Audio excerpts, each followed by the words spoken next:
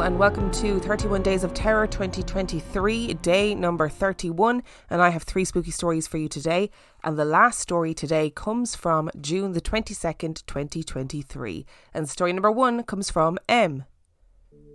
I've always been able to see things, kind of, mostly shadow people in the corner of my eye, which I chalked up to my imagination, until I realise I only see them in certain places and it doesn't matter if it's day or night or dark. If I'm in a particular place where I see these shadows, I see them anytime I'm there. I've had a couple of experiences where I've heard my name but no one is around, or the feeling of someone watching me, or something about to grab me. The university I went to is notorious for ghost stories, such as a nun who died in a fire back in the late 1800s or early 1900s, and I have felt a presence in the hallway where she was killed, and my friend who works security at night has even seen her walk across a doorway.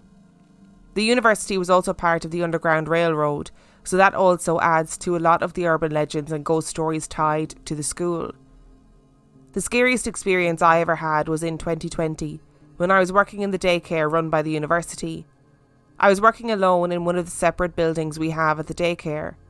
All the children had left for the day, so I was doing closing chores and I saw movement in my peripheral vision. I look over to see a child with their head peeking around the corner and an unnatural smile with blank eyes looking back at me. It was only for a second, but it was long enough to scare me half to death. It's a small building, so I quickly checked to make sure one of the kids had not been missed and I was truly alone. The other thing off was that the child was close to the ceiling, and there is nothing for a person to climb on to get that high in that building, as it is only used for the daycare. I was working with the older kids, but my tallest one was still only 4 foot. I convinced myself that I was just being paranoid and that I hadn't actually seen anything, mainly because I still had to work in that building every day. I'd almost forgotten about it when my cousin messaged me almost a year ago and asked if I remembered seeing that demon child, as we had called it, at my daycare. She went on to tell me that at her work, she had seen a child with their head peeking around a bathroom stall door in the mirror as she washed her hands. No feet or anything, just a face. The description she gave was the same as mine, and when she turned around, nothing was there. She mentioned it to a co-worker and she said that she had seen a little boy in that same bathroom but didn't see his face. He stood in the corner with his back to her. She jumped, and by the time she looked again, he was gone. Also, an interesting thing to note is that I am in Wisconsin and my cousin lives in Indiana.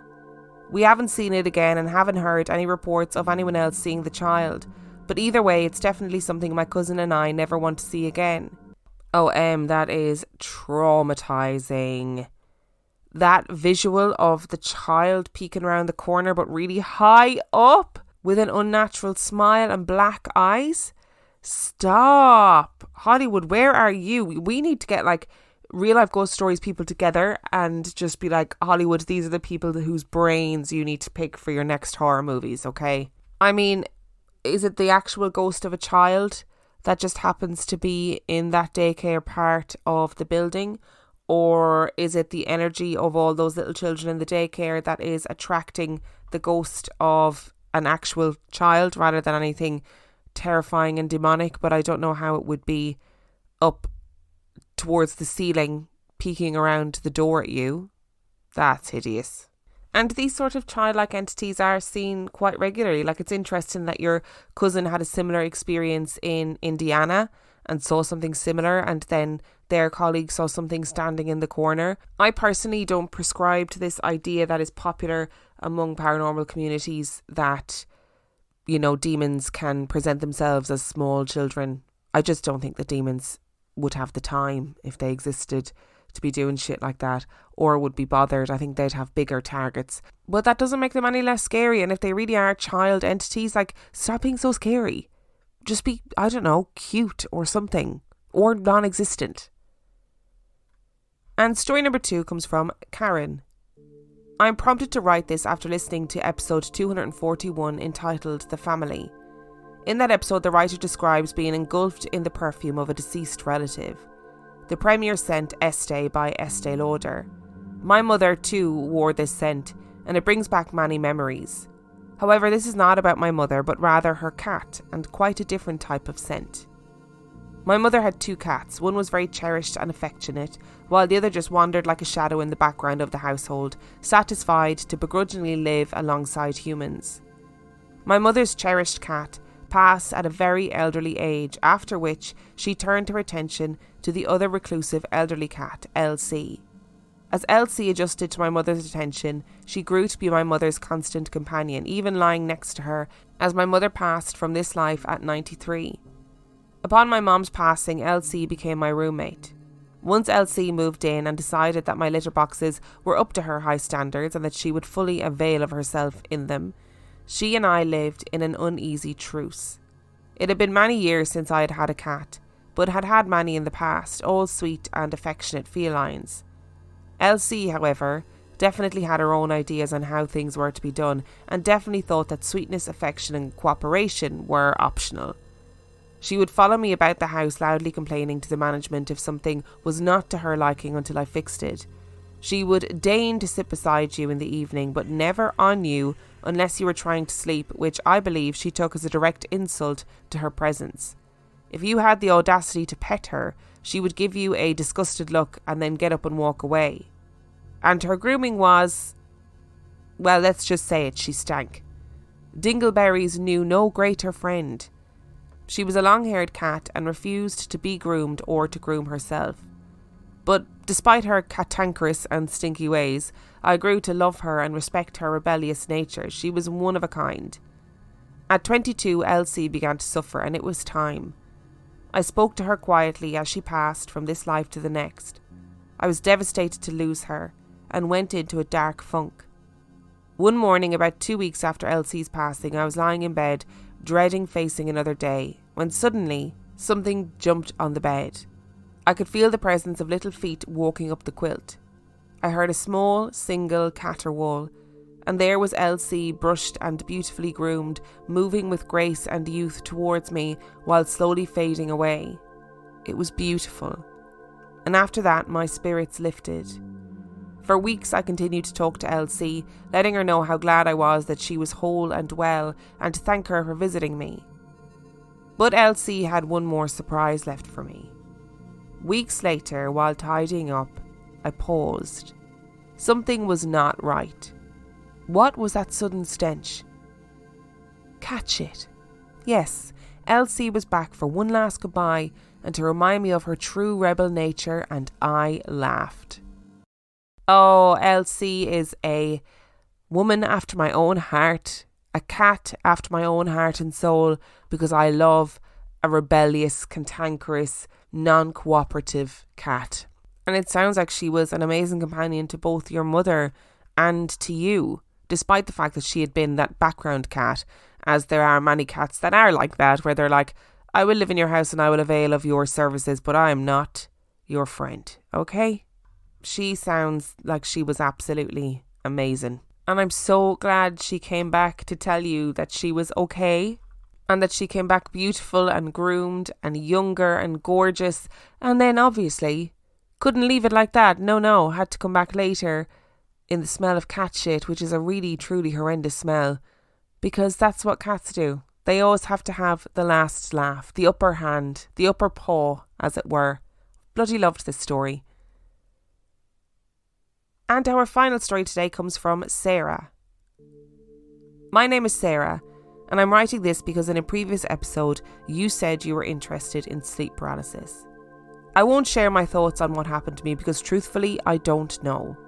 Before I start, I will say that I had undiagnosed bipolar type 1 disorder, but I had this throughout all of this story, even when it stopped, so make of that what you will. Let the fun begin. I'm no more than 9, tucked up asleep in my childhood bedroom. I imagine I was dreaming of nonsense things like toys and games, but these dreams were soon shattered. Alert and awake, I jump up in bed, look down to the end. My foot is uncovered and a hand is grasping it. It squeezes, tighter and tighter, long fingers wrap around my skin, and all I can see of its reach is an arm stretching out from the side of my bed closest to the wall. Without thinking, I pull my feet up, tuck my head under the covers and breathe. First fast, without room for the gasps that still are in my throat. I knew it, my childhood self thought. I knew this house was haunted. A Victorian build, some 100 or so years old, where wind slammed against the windows, rattling them and seeping through its edges, where radiators battled against English winters, the heat doing little more than warming our clothes before school. Terraced so every sound of my neighbours crept through the walls, the bang of the door, the rumbles of a TV, and once the mad cries of an old man driven insane by the death of his son. He thought my mom a witch and tried to burn down our house. As in the past, men watched witches cry at the stake. My brother had warned me the house was haunted. Would play games where I was locked in a dark room, sat in the middle on the harsh carpet, too afraid to turn on the light, knowing eyes were watching me from the corners. Then there was me. Outgoing and popular, excited by every haunting tale, no matter how they kept me awake at night. Which brings me to the night I floated. 2 girls joined me in my room. Giggling, we watched an old horror film before I flung myself into bed and they settled down in sleeping bags on the floor. I do not know many details of this tale. I don't remember what they said to be true, but as the lights went dim and sleep began to close their lids, they were jolted by my screams. "Turn on the light!" one cried to the other. Upright in no more than a second and across the room in less, shaking fingers flipped the switch. They looked to my bed where I cry out and flail my arms, lifted from the mattress, my eyes still closed as I levitated in front of them. At first they froze, looked to each other and then rushed across the room to shake me awake. I leaped out of bed and whispered, "Don't tell anyone," and then fled to my parents' bedroom in the attic. So the story goes, a story I don't remember. Some years later, I did what all teenage girls did in the early 2000s. I sat in front of my computer and flicked through pages of demons, judging them and wondering which one I would want to speak with. I don't remember which I settled upon. I just remember the flicker of the candles, despite the light in my room still bright above me. I read the words aloud, the ones they said would summon a demon to grant our wishes. I felt tense, excited yet scared, eager yet telling myself to stop. I didn't stop. I continued reading until the light in the room was no more. I sprinted across the room and turned the light on as quickly as something else had turned it off. No more of that, I said to myself, shutting down the computer and settling in for a restless sleep. That's when it started. The slender black shadow of 7 foot at least, visiting me in my dreams. My memory falters on all the stories, but I do have some to share. "It's too hot," my then boyfriend complained. "The radiator at the head of your bed, great idea. I moved it because you whined about it being too cold at night. It's after 1 a.m, we can't shift it around now." He flung his pillow to the end of the bed before shuffling to drop his head down on it and roll over. "Well, move it in the morning," he sighed before closing his eyes. I did the same. Honestly, it was too hot. The only reason the radiators were still on in the cusp of summer was because of my mom's intolerance to the cold. It wasn't long before I was asleep, and it took even less time for the black shape to appear in the corner of my room. It kept to the shadows, despite it being no more than a shadow itself. Lingered at the edge of my bed while I tried to move and tried to ask for help. It moved without delay, upon me faster than I could blink, in that fitful way we do in sleep paralysis, where the room is ours yet drenched in a grey mist. Its hands wrapped around my throat, and I looked up into nothingness. No face, no eyes to show enjoyment in its task. Tighter they held, for only minutes later to relinquish its grasp. It struck me then, hard across the face, before pushing its sly fingers down on my chest, again depriving me of adequate air. I woke screaming, jumped across my boyfriend and ran to the light. He shot up and looked over at me. "What did you do?" he accused, glancing down at my bare chest. My eyes soon dipped down, and there, across my collarbone, was a handprint in blood, fingers too long to be human, palm skeletal in its mark. My eyes widened in horror, and instinctively I pushed my hand to my nose. Blood. My nose was bleeding. I rushed into the bathroom, where I grabbed a handful of toilet paper and stuffed it under my nose. In the mirror, I inspected my handprint. It wasn't mine. I placed my hand upon it to be sure. My hand was much smaller, my boyfriend's much wider. I took a deep breath and with a washcloth cleaned the blood from my chest. I didn't sleep that night, nor the nights that followed. I felt safer with short naps while there was still daylight streaming through the windows.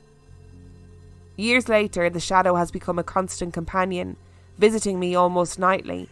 The same figure in the corner of my room, watching as I groaned and tried to roll myself out of bed. But this night, it showed a new side of itself. I dreamt of the local shopping centre. I wandered around the storefronts, peering inside at the clothes and jewellery for sale. A carousel was in front of me, and as I approached I saw a small boy, too young to be alone. "Are you lost?" I asked, leaning down so my head was near his own. "Yes," he said, looking up at me with large brown eyes. I took in his attire, more suited to a time gone by than now, when little boys wore t-shirts and jeans.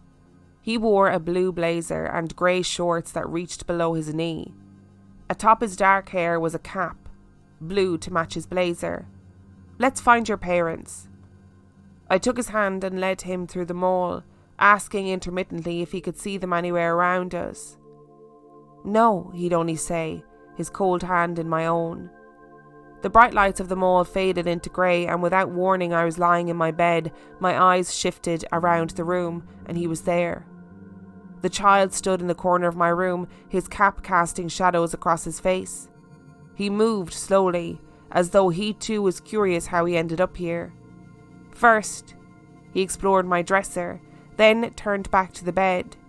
He inched closer until I could no longer see him, only feel him at the end, his hands pressed down on the blanket with a weight heavier than you'd think of a child's. Laughter, gleeful as though playing with friends, but echoing like it came from a place far from where I slept.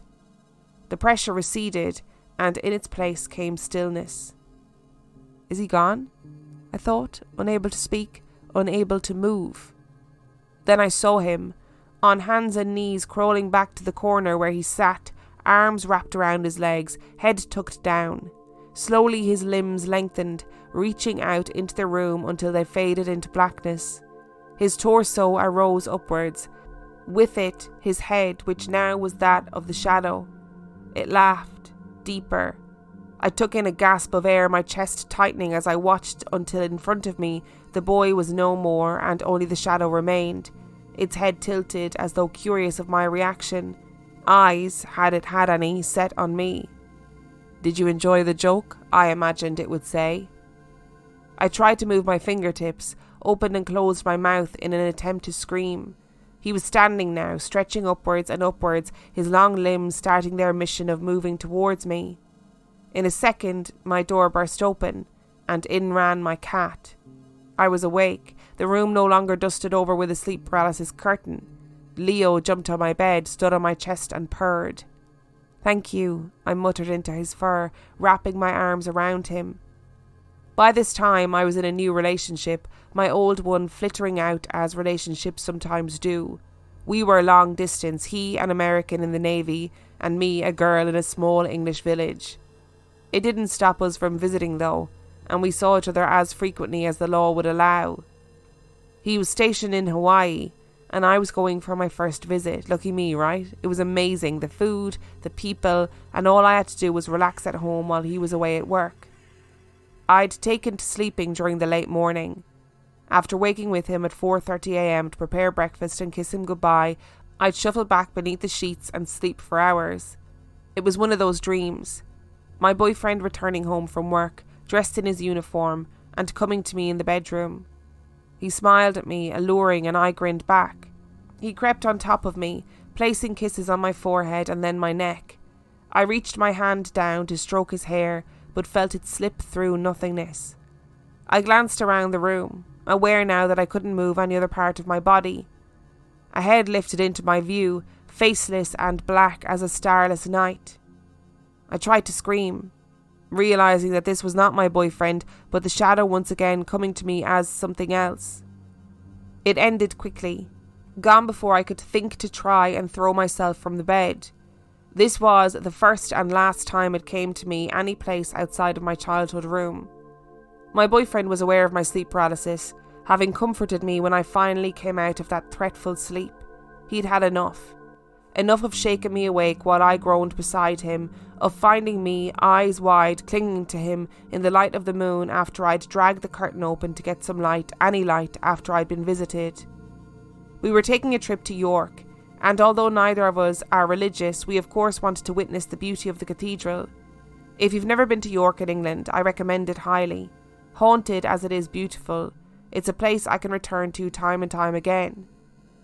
After wandering the vast building and listening to ethereal music, we headed into the gift shop. "I'm getting you one of these," he said, holding up rosary beads. "What do I want with them?" I asked, not having the slightest idea of how they were supposed to protect me. "I don't know. Hold them, wear them, sleep with them. It might work." While there, I also picked up a card with the Lord's Prayer, and armed with them, we returned home. Weeks passed slowly while my now fiancé was apart from me. I slept, I had sleep paralysis, and I existed in a haze, watching the days tick by until we could be together again. Then, after one night of particularly bad sleep paralysis, I placed the rosary beads and the Lord's Prayer beside my pillow before I fell asleep. It wasn't long until I was in the grey mist of sleep paralysis. The room looked as it always did, duller and empty of life. He came to me that night, but something was different. He moved with urgency, his limbs fading in and out of view as he dropped himself down beside my bed. This was different. Something was wrong. I tried to roll from the bed, scream for help. He grasped my hands, holding them tight, his long fingers tight against my wrist. "You're mine," it said. I had never heard it speak before, not an utterance, only laughter. His voice was oddly human, deep and wise, like he could tell me all the secrets of this place, but instead he spoke only to claim me as his possession. When I finally woke, I rolled over to my rosary beads and prayer card. I lifted the beads, intending to hold them tight and pray anything. They were broken, the necklace pulled apart. I cried then, gripping them still and reading the words of the Lord's Prayer. This continued for months, until everything changed. My grandma came to me in a dream and handed me a book. "In here," she said, "is his name." The book was filled with countless names, but its pages flipped and turned without my fingers to guide them. It landed on a page, and the name was not one I could understand, written in that way that dreamlike writing is, a nonsense of symbols and letters. In the dream, I returned to my bed, and without fail, the shadow came. It stood again in its corner as though that was its access to this world before creeping towards my bed. I could feel it beside me. Breath without a mouth drifting over my cheek. "I know your name," I said, as insistent as I could muster. "I know your name." From the other side of me I heard whispers, frantic and growing in volume. "Isaiah," it said over and over again. Or was it Isaiah? I couldn't be certain, but I spoke it anyway, my volume soon matching that of the whispers until it was gone. The shadow had left.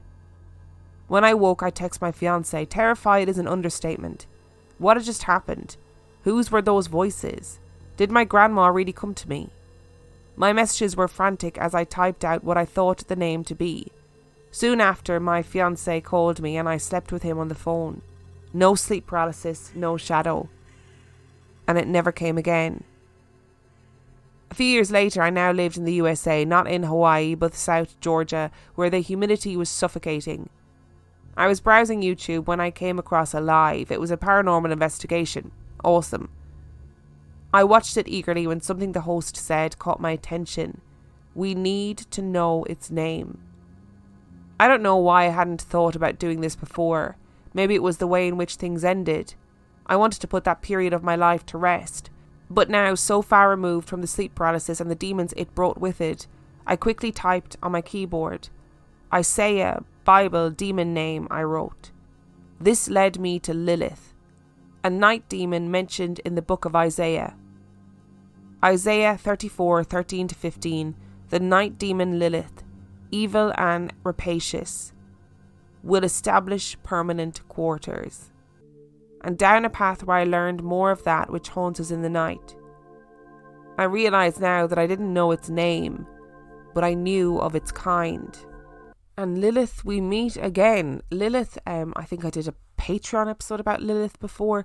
Lilith is a really interesting character, and she is a female demonic figure of Jewish folklore. And the story goes that Lilith is either the mother of the offspring that Adam had after his separation from Eve, or she is often described as the woman that was made of the same soil as Adam, said to be Adam's first wife, but she refused to be subservient to her husband and left the Garden of Eden, and the angels tried to make her go back, and she was like, absolutely not, I'm not going to be subservient to any man, and the demon Lilith was born. It is likely that her story and her character is much more nuanced than that, but that's the kind of basic gist of it. And I think in demonology, she's a very interesting character. And when I say demonology, I mean actual demonology, like the study of demons as they are depicted in folklore and old religious texts, etc., not the kind of Zach Bagans school of demonology. I think she's a very interesting character, and she is depicted as a night demon, a night hag. And Sarah, your story is so interesting, and it's a story again that makes me want to mention, which I mention all the time, the documentary The Nightmare, which is all about sleep paralysis, which you can get on YouTube. It's available to watch on YouTube, which talks a lot about sleep paralysis and what sleep paralysis does to people and the weirdness of sleep paralysis, that maybe it's not as simple as it being sleep paralysis and our brains sort of, reacting to things before we've fully woken up, etc. I'm loath to make a definitive comment on this for two reasons. Firstly, because I don't want to delegitimize what you went through. I don't want to say what you went through was definitely paranormal either, because as you said yourself, you were then later diagnosed with bipolar type 1. And I don't want to also say that everything was because you had bipolar type 1, because that's not fair either. I don't know is the answer.